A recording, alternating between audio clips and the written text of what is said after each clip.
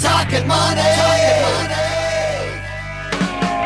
Well, alrighty then. We're back to Talkin Money with Jeff Tarbell. Right. How you doing? We're back. Clear my throat there.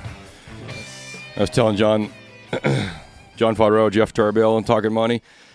I was telling John that I went to the doctor yesterday, and he said, basically, I'll give you these pills so you don't get an infection and everything else too. But he's basically said you need to waterboard yourself again, and which is his term for taking that little teacup. Anybody else have done this? You take the little teacup, and you put it into one side of your nose with water.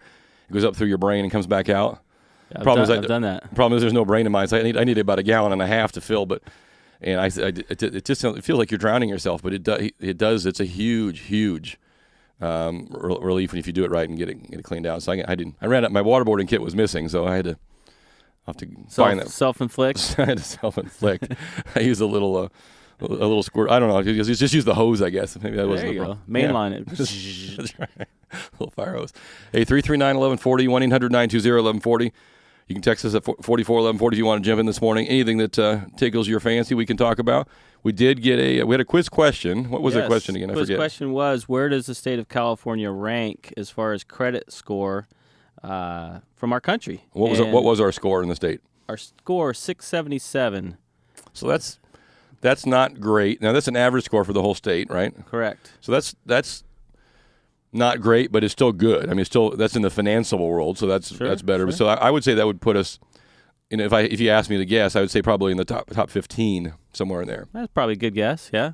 It's actually better than you think. And what was our answer? Our answer, and Sharif actually got it correct. Sharif, congratulations. It was number 3. So we're number 3 and behind New Jersey and Massachusetts. Really? Yes. What are they doing in Oregon? What's wrong with their credit in Oregon? Nobody talks about Oregon. No, Oregon doesn't. Not unless it's football Where's season. North Dakota is always on the top of the list. Where is North Dakota? They don't use credit out. They just write you. They just give you cash. We don't need your credit. We don't need no stinking credit. Here's 2 potatoes and a thing of corn. Get out of our way. So number 3. So Sharif got that right. Yes. Did he take the River Cats? Yeah. Okay. Good. So I was speaking of credit, and certainly one of the things that I see the most as far as degradation of credit becomes to if you have no job, you have no income, credit gets tougher to hold on to. So I came across this huge chart, which I thought was very, very interesting. It's called Out of Work in America, and this was from a look at the nation's unemployed from March 2012. So this is just last month.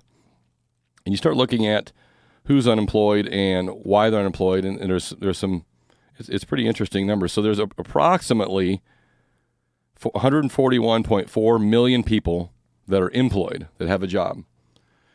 There's 313 million Americans, citizens, kids of all ages. That does not include anybody who's here undocumented. So 313. So that's getting close to half. It's getting there. Of all the people. I like your math. Close to half. It's 100, but 313 includes the baby was just born yesterday, Sure. or in March, and then all the way up. So and the people that are retired don't want to work. So you figure, okay, how many people out there are capable of working? One thing. So unemployed, there are 12,904,000 unemployed, and there are 79.9 people that are not in the labor force. So you start looking at unemployed and not in the labor force. So not in the labor force could be for a number of reasons. 1, they're too young. 2, they're too old.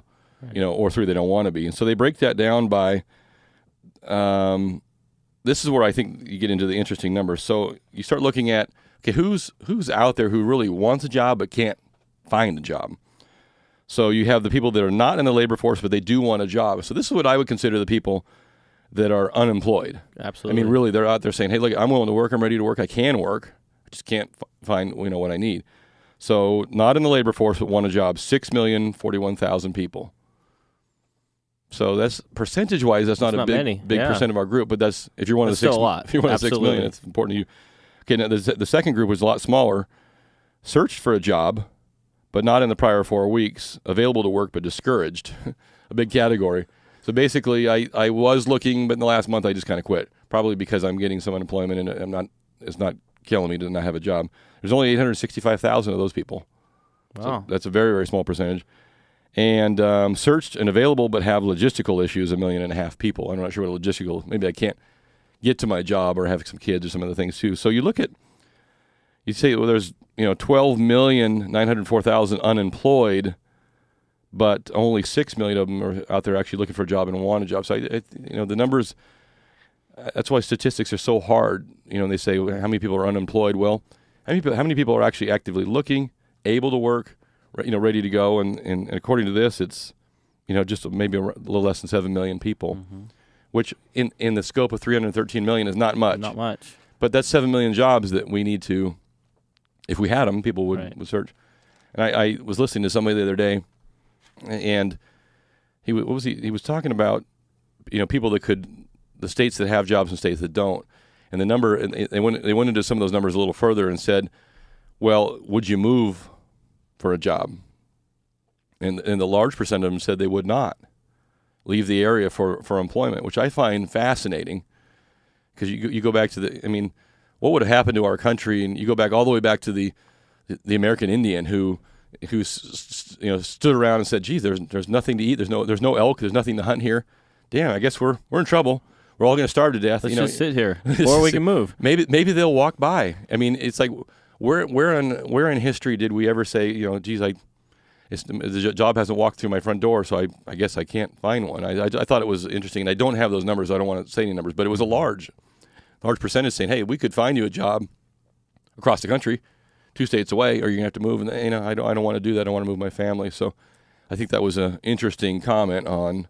Not everybody, for sure, but yeah, I have a friend of mine that he had a job offer in Florida, and I think his wife said something about killing him or something like that. I don't know. Wasn't that, but something about not sleeping in the same room for a while when he mentioned it. Yeah, the marital kids, marital obligation going. Yeah, no, I'm not saying it's easy. Sure. But if you get down to the point where it's like, okay, can we eat or can we not eat? Yeah. I mean, if you get to that point, then it may be time to move. But if I wouldn't say take the first job that comes across, but, sure. But if that's where they're at. They're not here. You got to make a change. Off the text line at 441140. This goes back to John's lotto comment there. Hey Jeff, some states' lotteries demand you make a public press conference if you win, and I that's a great point. If you saw the 3 winners of the last lottery, the one group, anybody see that the three of them won, 3 individuals won. They held up a giant check in front of their face. They put on gloves on their hand, and they all wore a lottery sweatshirt. So they in fact did make a public press conference. They did say not who they were, but they said that they were what they were. This is my age. I'm a teacher, and there was a picture of them there. And John was saying during the break that that's probably not a bad idea because if you're a lotto winner, for because the states, yeah, because otherwise people get the perception that nobody ever wins these things. The money's just being siphoned off into some government fund, and I would agree. That's probably a great point. Billy in Madison won this week, and I don't know where Billy is. Where'd that money go? Yeah, it all went into. I know where some of it went. We'll talk about the other crazy people you're dealing with there. Yeah, there's. Hey, hold on, we'll get one more text there, off the text line from the 530. I have a Freddie Mac loan on an investment property that is upside down. Currently, I can only deal with the bank which holds the loan, which is Chase. They want $50 application fee before they quote me terms, but I believe I'll end up with a better mortgage. Should I wait and see if I can later shop for a better loan or just pay the fee? They won't tell me points or interest. That's Steve. Not sure that's accurate, Steve. I have heard that now 2 or 3 times, and I don't know if they were all from Chase or not, but that is probably a very creative individual on the telephone who's probably maybe not working within the scope of his company's script, or maybe he is. Freddie Mac does not require or mandate that you go back to your existing lender. That is not a requirement. It is becoming a little bit of a reality because there's a lot of lenders that are not willing to take on. Oh, it was a $500 fee. Sorry. I was going to say $50. $500 fee. So they want a $500 fee to even talk to them or give them a quote. That sounds to me like total BS. Yes. I mean, total BS. It sounds like a credit and an appraisal fee or something where. Yeah. Well, what they want, and subordination. This is very common. They want the $500 from you so you won't go shop around. Yes. Because once you lay out $500, you're not going to go anywhere else. So, a Freddie Mac investment properties upside down is not an easy loan to find. There's not a lot of investors out there that want them. So Chase may have the best deal for you. Chase's pricing is pretty good on their investment, but they may not. But to say you have to pay $500 to even find out what your pricing might be is I don't believe is accurate. Yeah, I'd probably call a different Call source from Chase. Yeah, or call John during the week. And a lot of what happens is, and this is we're referring back to the HARP program, or HARP 2 actually. Yes. And what we're discovering now, the kind of the first wave is kind of in, coming through the process, and now at least for mine, I'm starting to see them come out the backside now, and so. But you'll find out right off the bat. So, for example, if you are interested in a Fannie Mae or Freddie Mac loan, and you want me to do it, which is fine if you do or you do not. But what I do is I just say, go to my website, fill out the application. Costs you nothing. Okay, costs me nothing. I'm going to take all the information you have in there, and I'm going to upload it into Fannie Mae's system or into Freddie Mac's system, and it's going to come back and tell me, yes, this is something we can deal with. No, it's not. Maybe we can deal with it. Yes, you'll need an appraisal. No, you will not need an appraisal. It'll give me some parameters, and some of them are very, very clear. They'll tell you the wording will come back. Tell this person to go back to their existing lender, because different programs have different overlays, and so it doesn't cost you anything. So when you deal with me or John or anybody at Comstock or wherever, you should be able to at least get that first level of understanding of, is this something your company can do? And if so, give me a rate range.